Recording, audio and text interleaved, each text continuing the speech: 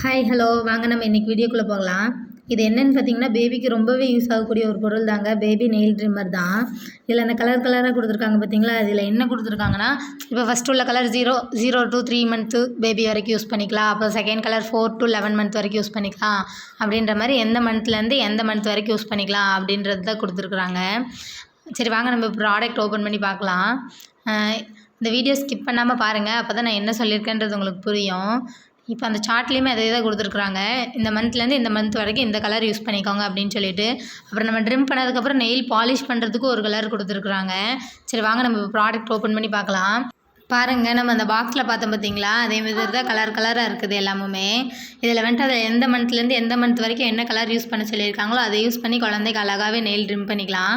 சரி வாங்க நம்ம இது ப்ராடக்ட்டை பார்க்கலாம்.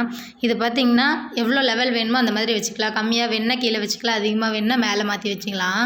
அதில் பார்த்திங்களா லைட் எரியுது. நம்ம வந்துட்டு குழந்தையோட நெயில் ட்ரிம் பண்ணும்போது லைட் வந்துட்டு குழந்தைக்கு நெயில் வந்துட்டு ட்ரிம் ஆகிட்டா இல்லையான்றது வந்துட்டு நல்லாவே பார்த்துக்கலாம். இப்போ பாருங்கள், நான் அதை யூஸ் பண்ணி காட்டுறேன் உங்களுக்கு. அதை ஆன் பண்ணதுமே அந்த லைட்டும் சேர்ந்து எரியுது பார்த்தீங்களா. இது வந்து நல்லாவே நெயில் ட்ரிம் ஆகுது. அதேமாரி நம்ம ஸ்கின்னில் பட்டால் நம்ம ஸ்கின்னுக்கு ஒன்றுமே ஆகிறதில்ல. குழந்தைக்கு யூஸ் பண்ணுறதுனால நம்ம வந்துட்டு இதை பற்றி பயப்பட வேண்டியதும் இல்லை. இப்போ நான் யூஸ் பண்ணது வந்துட்டு நெயில் ட்ரிம் பண்ணுறது. இப்போ நான் மாற்றிருக்கிறது வந்து நெயில் வந்துட்டு பாலிஷ் பண்ணுறது.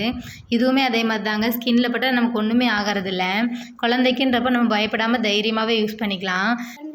நெயில் கட்டரை வச்சு குழந்தையோட நெயில் கட் பண்ணுறப்போ நமக்கு பயமாக இருக்கும். குழந்தையோட நெயிலும் ஸ்கின்னும் ஒரே மாதிரி தெரிகிறப்போ ஸ்கின்னில் தெரியாமல் பட்டுருமோ அப்படிங்கிற பயம் நமக்கு இருக்கும். இது வந்துட்டு நமக்கு ரொம்பவே யூஸ்ஃபுல்லாக இருக்கும் குழந்தையோட நெயில் ட்ரிம் பண்ணுறதுக்கு. இது எதுக்கு நான் இப்போ வீடியோ எடுக்கிறேன்னா, இது வந்துட்டு எங்கள் அக்காவோட குழந்தைக்கு வாங்கி யூஸ் பண்ணிகிட்டு இருந்தாங்க.